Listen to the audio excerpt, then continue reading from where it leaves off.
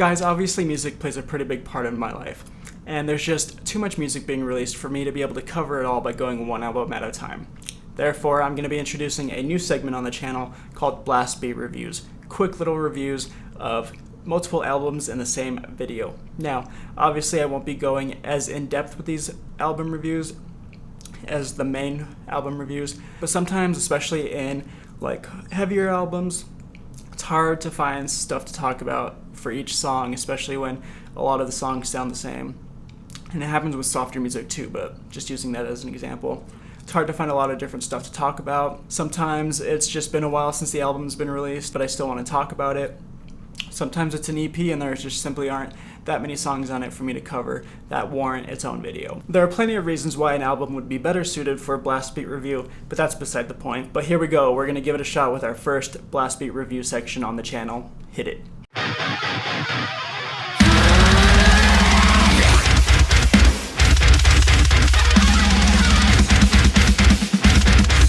Ocean's 8 Alaska. The album is called Hikari, which translates to light from the Japanese language. And this is an album that has been recommended to me by a lot of people, and I listened to it.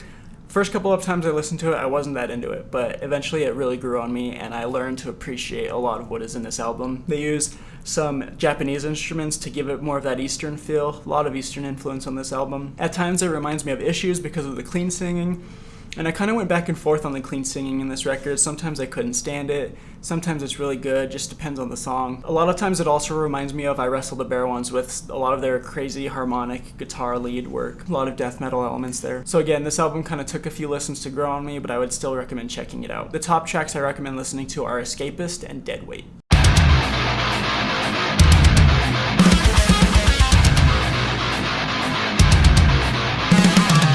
Burn it down and forget!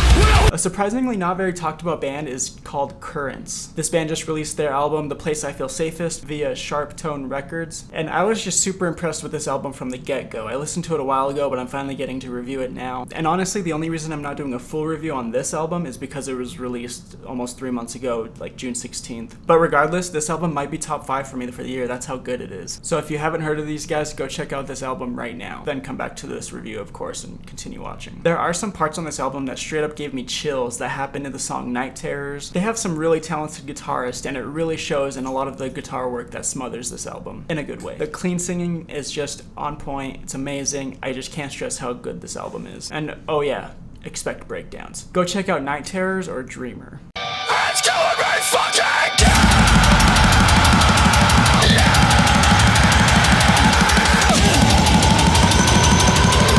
Spite released their album Nothing Is Beautiful on July 28th, and though it's a hard-hitting metal record, nothing really stood out to me. There's a lot of angry lyrics, it's mostly screaming, actually I'm pretty sure it's like all screaming, but the vocalist does get impressively low at times. And fun fact, this band was signed by Stasik Records, which was started by frontman of Attila, Chris Franzak, or better known simply as Franz. So much more than I had peace, I had you to tell me that it would all turn out just fine. So I was checking out the Rise Records YouTube page the other day looking for stuff on Acacia Strain, and every time that I would go back to the homepage of Rise Records, this song would start playing, and I would keep pausing it because I would just hear the first couple of strums in the song, and I'm like, I don't need to listen to you right now, and I'm just continued looking for what I was looking for.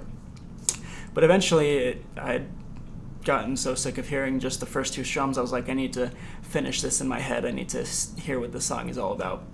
And that's when I heard the title track from Valleyheart, Nowadays. I was pretty much emotionally stirred after listening to this song for the first time, and immediately I went and checked out the 6-track EP that they just released. That Nowadays track immediately jumped into my top 10 for the year. This band is amazing, and that 6-song EP Nowadays is the only official release of anything I could find from them right now, which is kind of surprising, but it's a great debut if that's their first album. I didn't really mention this yet, but they're not a heavy band. They're more like alt, soft, indie rock vibe going on, and they just have amazing lyrics. The lyrics in that song I was talking about Nowadays just really hit home and just really helped solidify this as a just pure beauty of an EP. I was pretty much instantly in love, so I want you guys to go check that out right now. Again, it's called Nowadays by Valleyheart. There you go, guys, just my personal thoughts on some records. Let me know what you think of the albums after you go listen to them. Let me know what you think of this review and what you think specifically of this new segment that I'm introducing on the channel.